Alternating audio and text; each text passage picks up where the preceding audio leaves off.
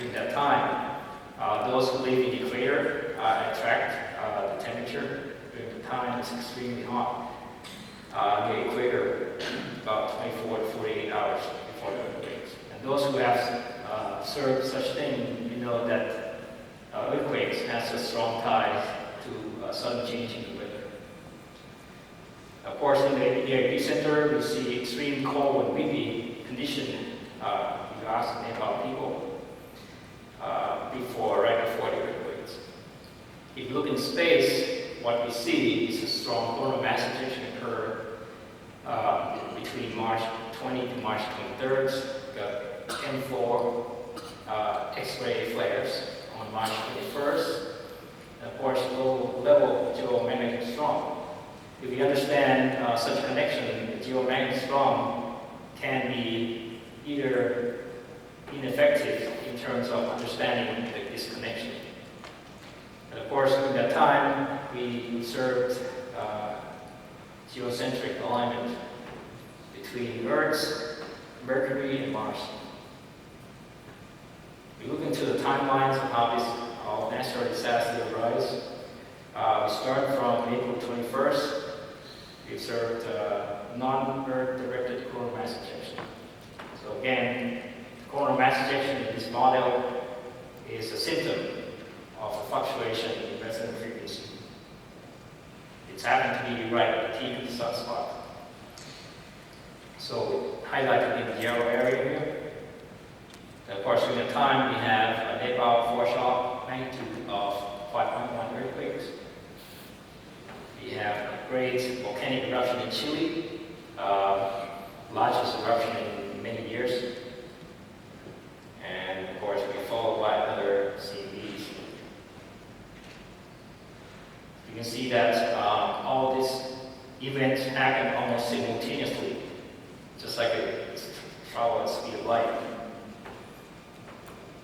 And of course, about 3 days later, we observed the main shock earthquake in Nepal, magnitude of 7.8. A 3 days period, it matches with the speed of the solar wind travel from the sun to the earth. So the next case study is one of the really famous case, the Japan earthquake between March 7th to March 11th, 2011.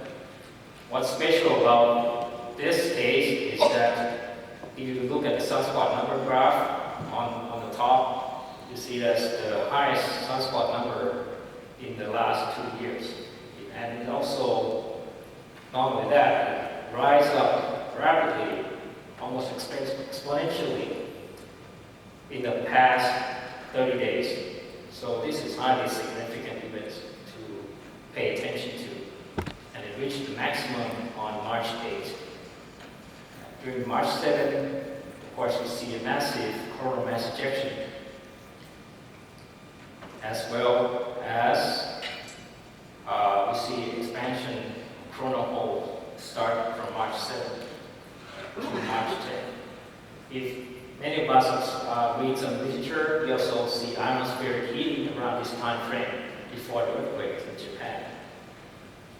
Of course, there's a foreshock happened almost simultaneously within the day of the high solar activity events in terms of sunspots. See, Japan foreshock around 7.1 magnitudes, and then about 3 days later, we got the main shock of earthquakes, magnitudes 9.1. So again, it matches with the speed of solar wind. But again, if we pay attention only to the direction of CVs, some of us may have missed such an opportunity to predict the earthquake. And the last, but not least, is if something happened during the maximum, there's always something going to happen during the minimum. In this case, in December 23rd, between September 23rd to 24th, 2004, sunspot has reached 10 weeks extreme minimum around December 17th to December 28th. if you look at the coronal mass ejection, become the most extreme and the most intense on the 23rd of December. Again, it's non-directed CVD. Of course, if you look into the coronal hole data, you see a sudden expansion of coronal holes facing the Earth during that time. And it starts around the 24th of December. Zoom into the graph, you see the same thing, same pattern repeated. Got the CVD precursor, global foreshock occur on the 23rd, and of course the main shock followed 2.5 days later. So we got two effects here. One is a simultaneous reaction between the sun and the Earth, pretty much according to the speed of light, and the other is the propagation that takes about 2 to 4 days afterward.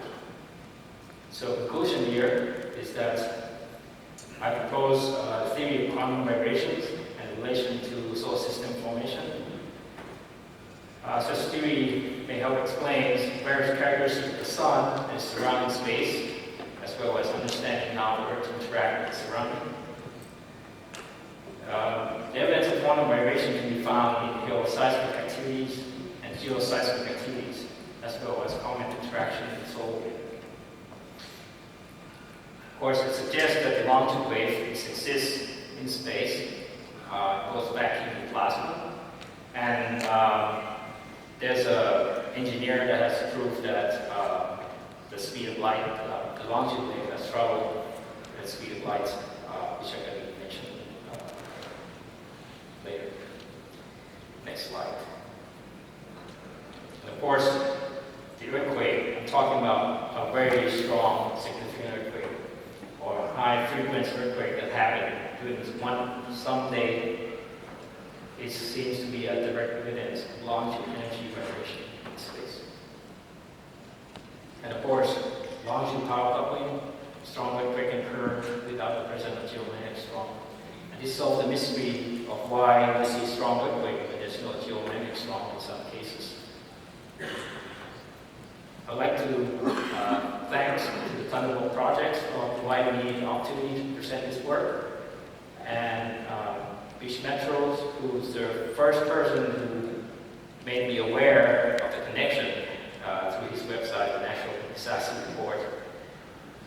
Stan Dale, who have done a lot of resonant vibration connection experiments, same thing for Nassim Haramein.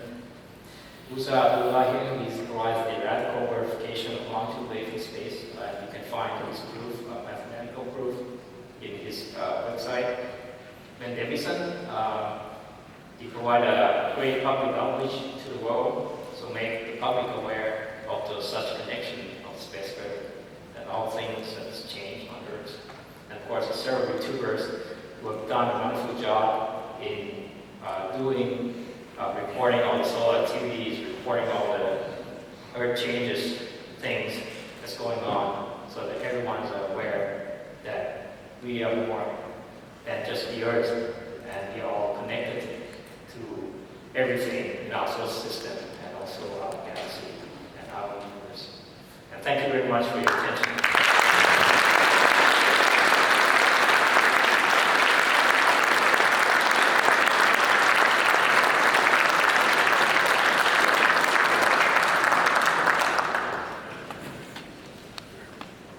Thank you, Doctor. Well, you made Pythagoras real happy. I gotta say.